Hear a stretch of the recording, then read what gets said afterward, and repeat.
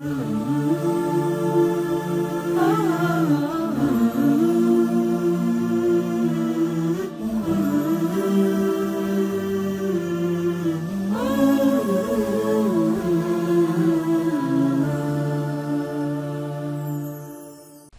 cette vidéo, on va finir ce qu'on avait dit dans les vidéos précédentes sur les courbes d'indifférence en voyant quelques propriétés de ces courbes d'indifférence, des propriétés qui sont purement graphiques et éventuellement après on verra si on a des choses à dire au niveau algébrique. Donc on repart sur le graphique et l'exemple qu'on utilisait les fois précédentes. Donc ici on a les quantités de cinéma, ici les quantités de restaurants, ici on avait un point A. Voilà, au milieu, comme ça. Ce point A permettait de décomposer l'espace en 4 parties. Une partie où l'individu est plus satisfait là, moins satisfait ici. Et puis, une courbe d'indifférence qui montre toutes les combinaisons de cinéma et de restaurant qui permettent à l'individu d'accéder à un certain niveau de satisfaction qu'on peut quantifier. On peut le quantifier à un certain niveau X. Donc X, ça peut être 30, 40, 2000, ça dépend de l'unité de compte qui va permettre de mesurer la satisfaction. C'est une unité de compte fictive, c'est pas des euros, c'est quelque chose de fictif. On verra plus tard ça hein, pour l'utilité cardinale. Donc, qu'est-ce qu'on peut raconter sur les courbes d'indifférence? Quelles sont les propriétés des courbes d'indifférence? Les courbes d'indifférence sont plusieurs propriétés. La première propriété, c'est qu'elles sont décroissantes. Voilà, mon style d'écriture toujours magnifique. Donc les courbes d'indifférence sont décroissantes. Alors pourquoi elles sont décroissantes? Pourquoi elles ne sont pas croissantes? Imaginez à un moment donné, imaginez qu'elles soient croissantes. Donc si elles étaient croissantes, ça voudrait dire qu'on aurait une courbe d'indifférence par exemple qui pourrait être comme ça, et puis à un moment donné, hop, ça pourrait remonter comme ça, par exemple. Alors essayons de voir comment on peut raisonner hein, et comment, rien qu'avec le raisonnement, on peut voir que les courbes d'indifférence ne peuvent pas être croissantes. Elles ne peuvent pas être croissantes parce que regardez, tous les points de cette courbe d'indifférence, celui-ci par exemple, ou celui-là, procurent une satisfaction identique à ce point-là. Et pour dire cela, on a dit, ben, ça procure une satisfaction identique parce que à ce point-là, au point C par exemple, l'individu il a moins de restaurants mais il a plus, moins 1 par exemple, je mets ça arbitrairement, il a plus ici de cinéma. Donc il a moins d'un côté mais plus de l'autre côté, et cette compensation, ce plus certaines unités de cinéma, hein, ce plus un certain nombre d'unités de cinéma, permettent à l'individu d'être compensé et d'être aussi satisfait. Et même raisonnement si on est là, on lui retire une unité ou plusieurs unités de cinéma, mais il est compensé pour rester au même niveau de satisfaction par une augmentation des unités de restaurant. Sauf que là, imaginez qu'on prenne un point ici, un point D. Le point D, comparons-le au point C. On va dire qu'il a à peu près, allez on va dire que c'est pareil, il a à peu près la même quantité de restaurants, mais au lieu d'être ici au niveau des quantités de cinéma, ici, il est ici au niveau des quantités de cinéma. Donc le point D, au point D, l'individu il va plus de fois au cinéma, mais il voit autant de fois au restaurant, donc il ne peut pas être aussi satisfait qu'au point C. Le point D est forcément préféré au point C. Donc D et C ne peuvent pas être sur la même courbe d'indifférence. Donc la courbe d'indifférence ne peut pas être croissante, comme d'ailleurs elle ne peut pas tomber comme ça. Parce que si elle tombait comme ça, à un moment donné, imaginez que en fait la courbe d'indifférence, si elle avait une autre forme, si elle était comme ça, puis boum, à un moment donné elle tombe, là c'est pas possible. Ce point-là, en ce point-là, on aurait autant de cinéma qu'en ce point-là, mais moins de restaurants. Donc forcément ce point là, hein, imaginez que ce soit le point E par rapport au point ici, là où ça commence à chuter là, le point C', et bien on dirait que E n'est pas préféré, C' est préféré à E. Donc E ne pourrait pas être sur la courbe d'indifférence. Donc la courbe d'indifférence elle tombe pas d'un coup, la courbe d'indifférence elle ne remonte pas, elle n'est pas croissante non plus. Parce que sinon, on contredit tout ce qu'on a dit pour construire les courbes d'indifférence. Alors, quelle peut être la deuxième propriété des courbes d'indifférence? Deuxième propriété des courbes d'indifférence. Eh bien, en suivant cette propriété-là, en fait, elles sont parallèles. C'est-à-dire qu'elles ne se croisent elles sont parallèles, je ne sais pas si ça se dit pour des courbes, mais en tout cas, ce qu'on peut dire, c'est qu'elles ne se croisent jamais. Et la démonstration de cette propriété, c'est un peu la même idée qui explique pourquoi les courbes d'indifférence sont décroissantes. En fait, imaginez qu'en fait, on ait deux courbes d'indifférence, donc celle-ci, qui nous donne une satisfaction donc de x bar, et puis imaginez qu'on en ait une autre courbe d'indifférence qui représenterait un autre niveau de satisfaction. Donc toutes les combinaisons de biens qui donnent un autre niveau de satisfaction. Imaginez qu'on ait une courbe d'indifférence qui fasse comme ça. Et là, donc, on aurait, ça nous représenterait une utilité qui serait égale à y bar. Et on dirait que x bar est supérieur, par exemple, à y bar. Donc ça voudrait dire, là, pour redire ça simplement, là, on aurait une courbe d'indifférence qui représenterait un certain niveau de satisfaction. Là, on aurait une autre courbe d'indifférence qui représenterait un autre niveau de satisfaction plus faible, y serait inférieur à x, donc un niveau de satisfaction plus faible. Est-ce que c'est possible d'avoir ça? Est-ce que c'est possible d'avoir deux courbes d'indifférence qui se croisent?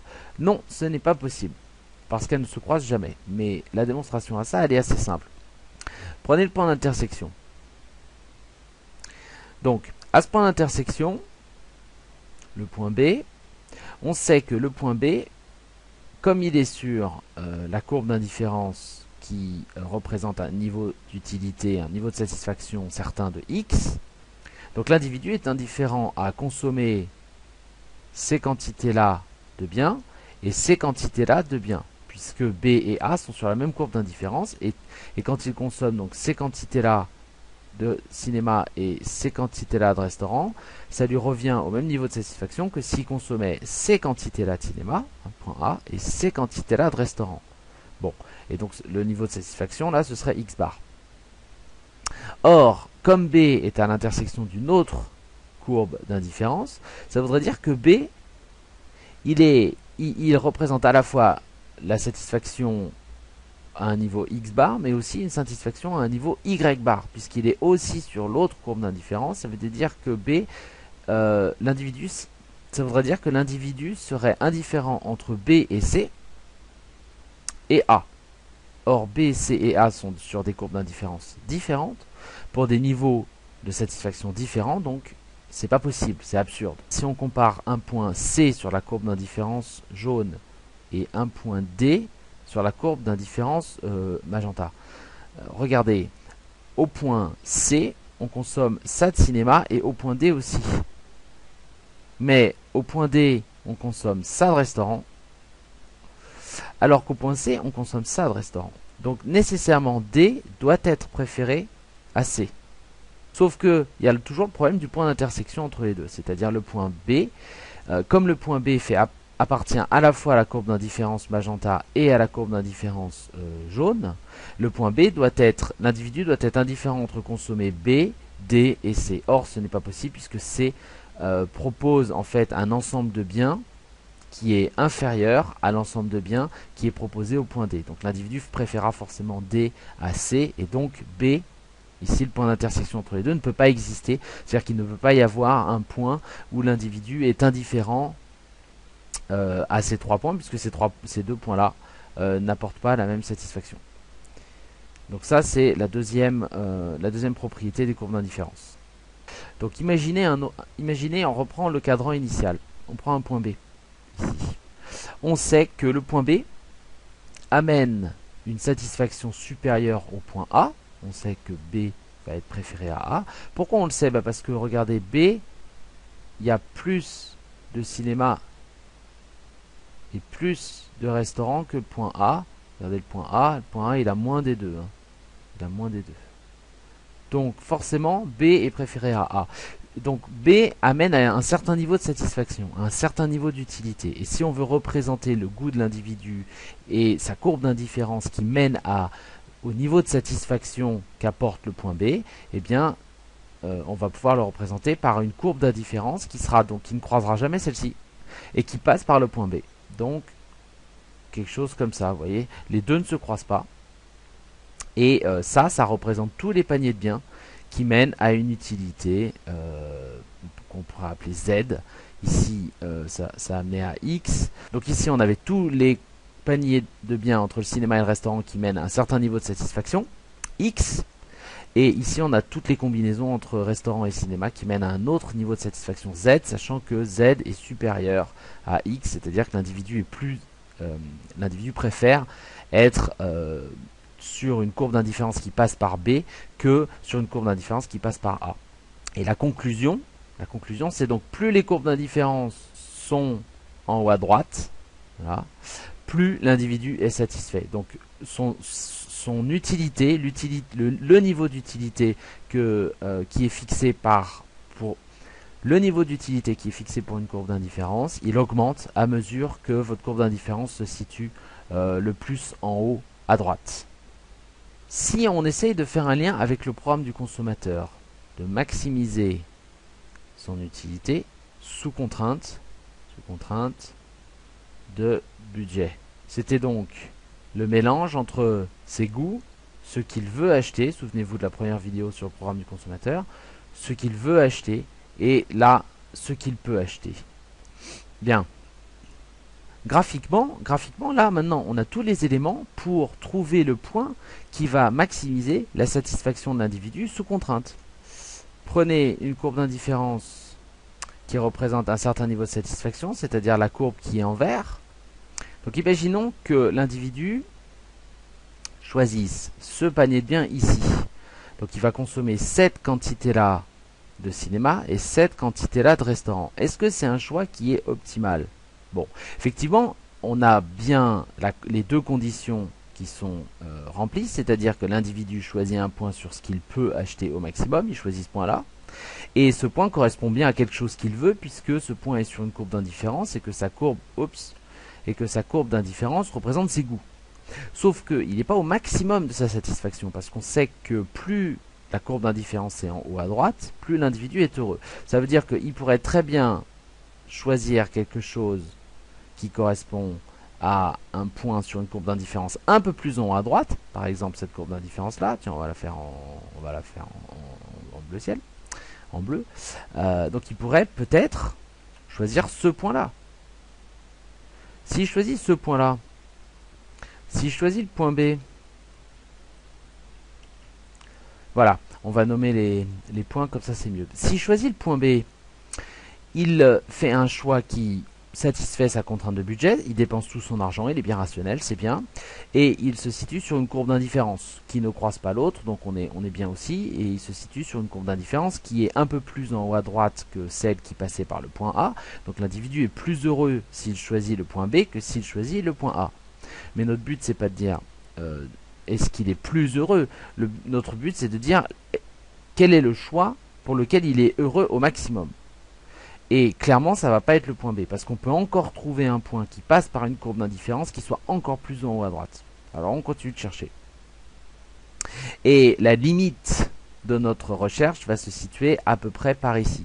C'est-à-dire quand la courbe d'indifférence va frôler la droite de budget. Quand la courbe d'indifférence va être tangente à la droite de budget. Et c'est seulement en ce point-là, le point C, que la satisfaction est au maximum.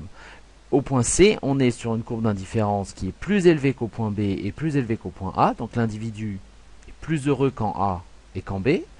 Au point C, il dépense tout son argent parce qu'il est sur sa droite de budget. Il est sur le maximum qu'il peut dépenser par rapport au revenu du bien, par rapport à son revenu et par rapport au prix des autres biens.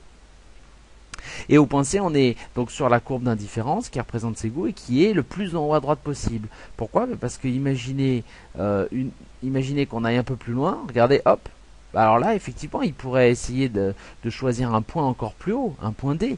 Mais le problème, c'est qu'on n'est plus sur la droite de budget. En fait, il n'a pas les moyens de choisir un point pour lequel sa courbe d'indifférence va être plus haut. Il pourrait se dire, bah oui, je voudrais un panier qui m'amène une utilité très très élevée. Cette courbe d'indifférence là, vous voyez, elle est beaucoup plus élevée que celle-ci.